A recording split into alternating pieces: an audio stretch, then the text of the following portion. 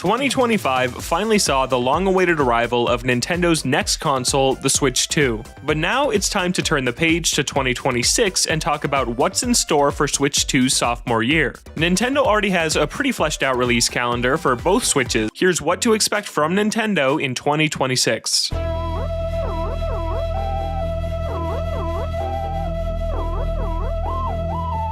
Before we get into wild speculation, here's a recap of what we already know is coming to Switch and Switch 2 this year. There's already a lot to look forward to, as Nintendo remains very consistent in pushing something out pretty much every single month.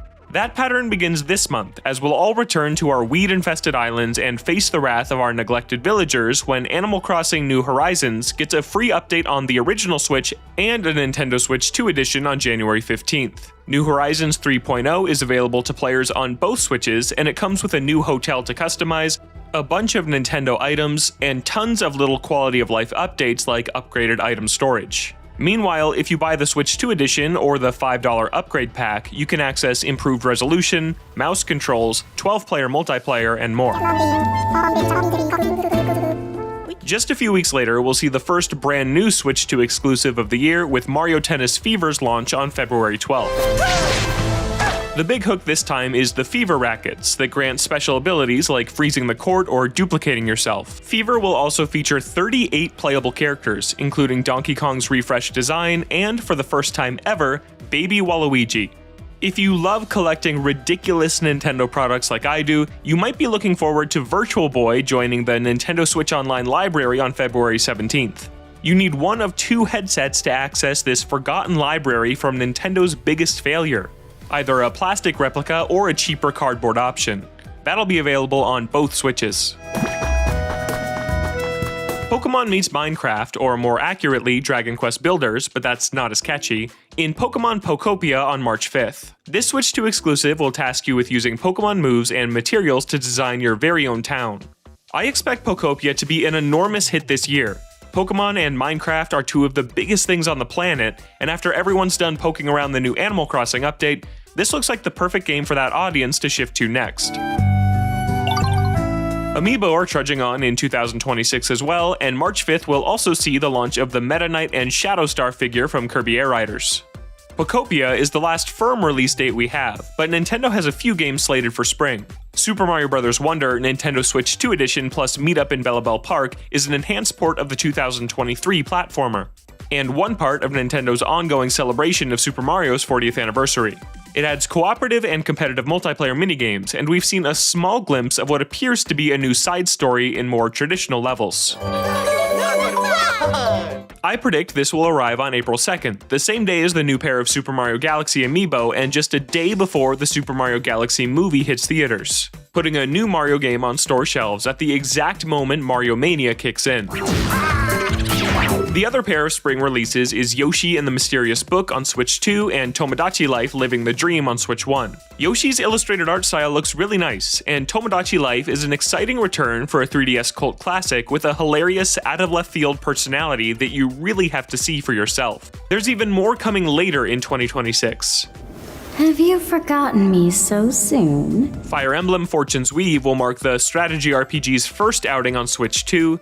Nintendo and From Software are teaming up for The Duskbloods as a Switch 2 action RPG exclusive, while Switch 1 players can look forward to Rhythm Heaven Groove, the return of Nintendo's quirky rhythm minigame series for the first time in a decade. Finally, Pokemon Champions is a competitive battle-focused game coming to Switch and mobile this year. We know it will be used at the Pokemon World Championships this year, meaning it should be out before that event kicks off in late August. On the third-party front, Switch 2 is getting a lot of major games on day one, including huge support from Capcom with Resident Evil Requiem on February 27th, along with Resident Evil 7 and 8 on the same day, Monster Hunter Stories 3 Twisted Reflection on March 13th, and Pragmata on April 24th. Plus, all three of those games are getting their own amiibo figures. There's a lot beyond Capcom too, like Final Fantasy VII Remake Intergrade, Dragon Quest VII Reimagined, Indiana Jones and the Great Circle, 007 First Light, and more. Come on, Moneypenny. If I lose the trail, we'll never know who they're working for. Hopefully we'll see cleaned up versions of games delayed out of 2025 as well, like Elden Ring Tarnished Edition and Borderlands 4.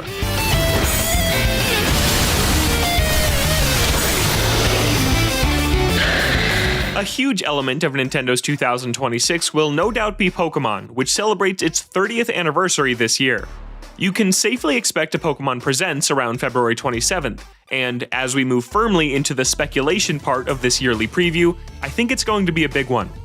I predict Pokemon's 10th generation will be 2026's November release for Switch 2, and that we'll get our first look at them here. I don't think there's any chance Pokemon misses out on its 30th anniversary without a new pair of mainline games. But that's not all. I think 2026 is finally the year that Pokemon Red, Blue, and Yellow come to Switch. I don't think they'll join the Nintendo Switch Online subscription library, it'll make you buy them separately. But similar to how Gen 1 games were dropped on 3DS to celebrate the franchise's 20th anniversary in 2016, I think Nintendo will run the same play here and shadow drop them the day of the presentation. The Pokemon Company is also planning to open Pokepark Kanto in Tokyo, Japan on February 5th, the first ever Pokemon theme park.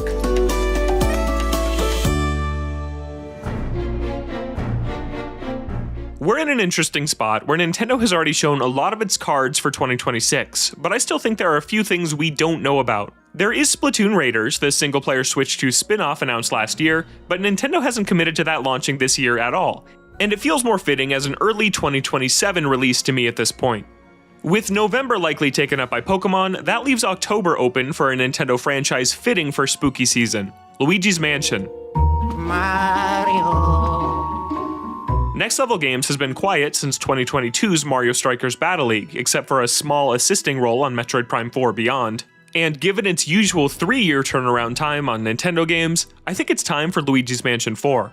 The last in the series was a huge sales success, so a sequel is a no-brainer. Just for fun, I'll guess that the setting will be a haunted cruise ship.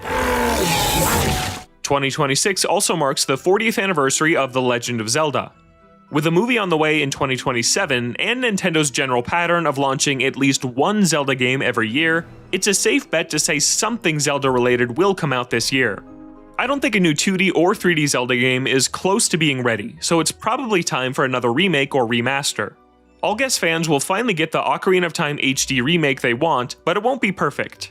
It'll be a touched-up HD remaster of the 3DS remake that comes to both the original Switch and Switch 2, rather than the gorgeous 4K reimagining we all dream about. On the smaller side, I have to imagine Nintendo is prepping DLC for Mario Kart World, and all signs point to it centering around Donkey Kong. DK and Pauline strangely only have one costume apiece in World. There are no jungle-themed DK tracks, and Nintendo's wider push for DK would lend itself to a DLC pack themed around him.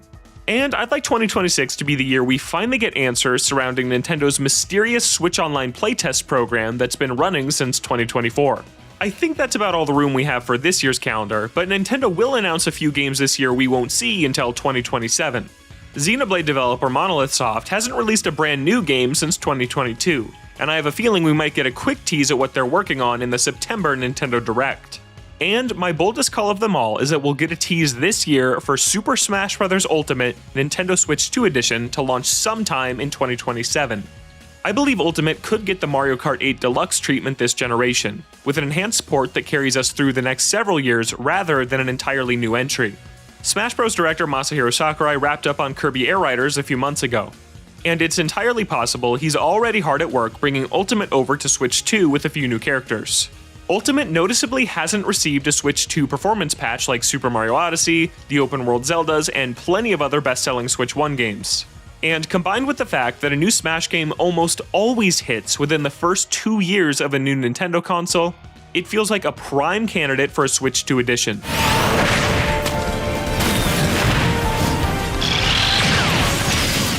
I'm expecting a formal announcement of an animated Donkey Kong movie sometime before the end of the year. You should also expect to see the first trailer for the Legend of Zelda movie before the year is over. Finally, in a bit of a bummer prediction to end on, I'm expecting a Switch 2 price increase sometime after March. Nintendo has essentially committed to keeping the price where it is through the end of its fiscal year, which concludes March 31st. But there are no guarantees after that. We've already seen increases on the original Switch as well as Switch 2 accessories, so it feels like it's only a matter of time before Switch 2 follows suit.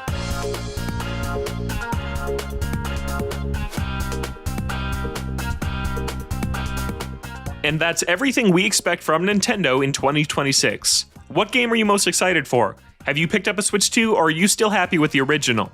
Let us know in the comments. For more Nintendo coverage as the year gets underway, you can find me on the Nintendo Voice Chat podcast.